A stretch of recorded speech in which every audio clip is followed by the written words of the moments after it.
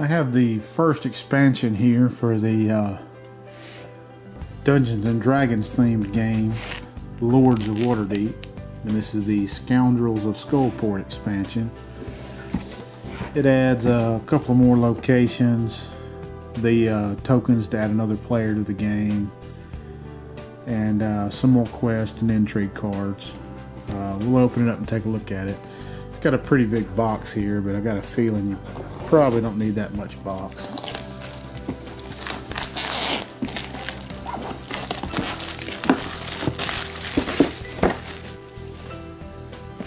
So you can see you have a couple of lords here on the cover. You have an Illithid, a Mind Flayer. You have, this is Hallister, not the creator of Undermountain, but the guy who I guess is most famous in the lore for ruling over it. And you have a Beholder. Those are three of your new Lords of Waterdeep that you can actually play in the game. They have an advertisement for some of their other products. It's like some of the books that are going to be coming out as they get ready to gear up for their next edition of D&D. We have a rule book here. Pull it down and take a look at it. So it doesn't feel very thick.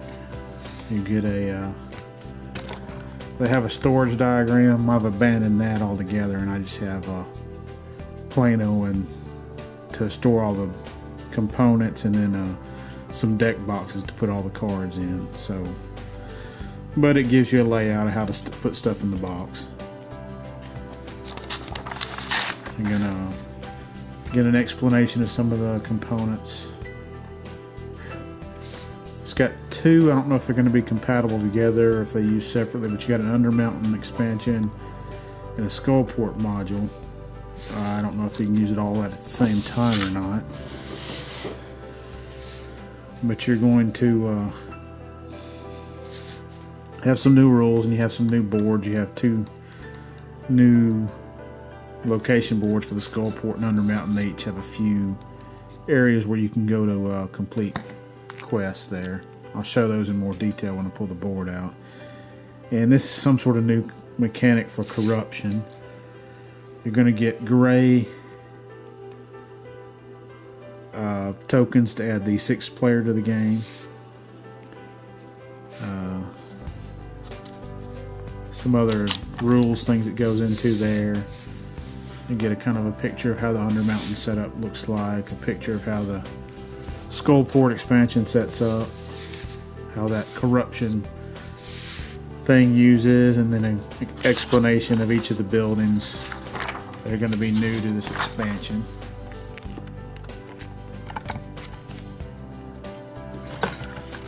So, and the Gray Hands is the new faction there.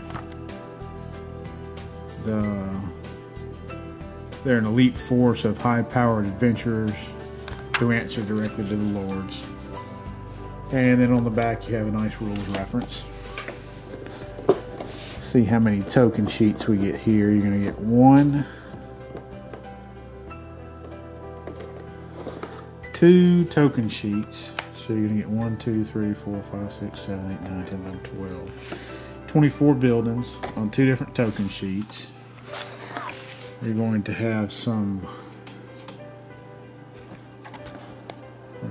sort of caravan tokens, I believe. That looks like one of the new little mechanics in the games. And then, of course, the buildings are double-sided.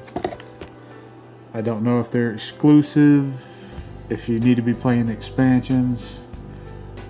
Looks like these are themed for the Skullport because they have the little skulls on them. I think those are the things that are used for corruption. And then you have some more of these caravan tokens, I believe. You have some of your building control tokens for the gray colored player, and the 100-point marker for the gray token player. So here's your board for Undermountain. You can see you're going to have 3 locations you can go to that. It's just the typical stock for a game board.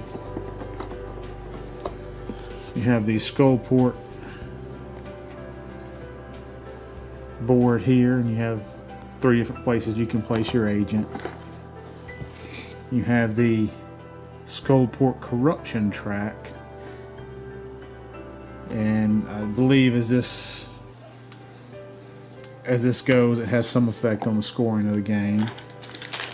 These are the skull-shaped tokens that are kept track of on that. You get a Grey Hands faction card. So it's just like the rest of the faction cards that come in the base game. And get a deck of Intrigue Cards and a deck of Quest Cards.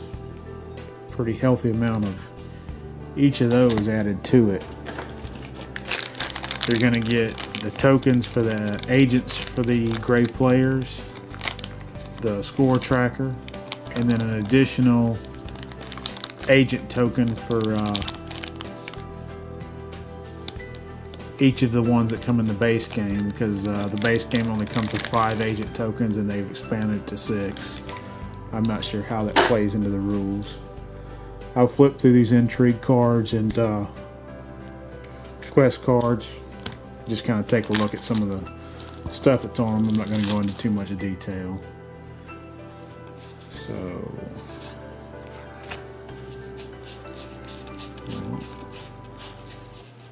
there's a lot of Quest cards there. That was the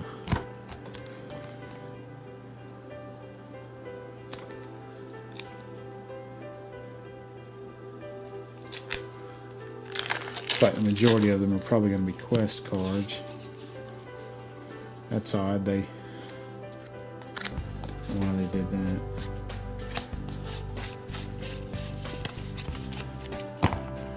So you still get a fairly equal amount. For some reason they put like 3 of each of the other on the thing. So you can kind of look. You get a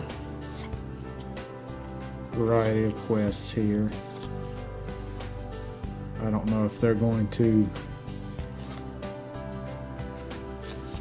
require the Skullport expansion. I see some of them have to deal with corruption tokens and other things, or if there's maybe some rules to use them without those. I won't know that till I look in the rule book. You see there's lots of quests here. Some of them have those corruption tokens, some of them don't. And then you get a nice influx of Intrigue cards here. You can see some of them have the corruption symbols on the cards, those little blue symbols. Quite a few of these do, actually. Then you got some mandatory quests, and then you get into some that these don't have the corruption token on them. You see, 2 nice big selections of cards, and then you have the new Lords of Waterdeep here. You have Irisil Araneth. I'm guessing that's maybe an elf. He's an Archmage. You have Sangalor, who's the Lithid, or Mind Flare, whichever term you want to use. You have the Xanathar, which is the Beholder. You have Danilo Than. I'm not sure who is. You have Halaster Blackcloak there. And you have Trobriand. But that's everything you're going to get in the Scoundrels of Skullport expansion